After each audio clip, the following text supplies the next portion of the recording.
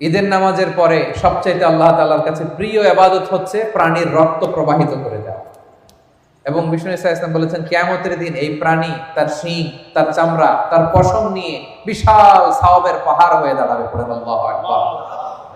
এজন্য হুজ্জাজ বাইতুল্লাহ যারা হজে আছেন, আল্লাহ তাআলা তাদের হজকে কবুল করুন।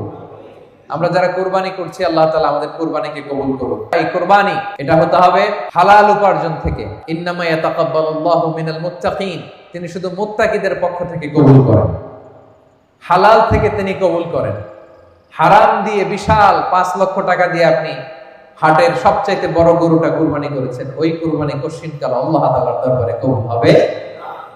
আর সামান্য কিছু অর্থের মালিক আপনি, একা একটা কুরবানি দেওয়ার সক্ষমতা নাই, হায়রে 7 জন মিলে ভাগে কুরবানি দিবেন, ওইটা আল্লাহর আরশে আগে কবুল হয়ে যাবে।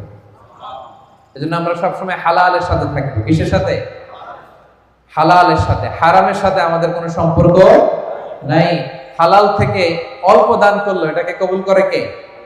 আর হারাম থেকে কোটি কোটি টাকা দান করলো সে দান আল্লাহর দরবারে কবুল হয় না।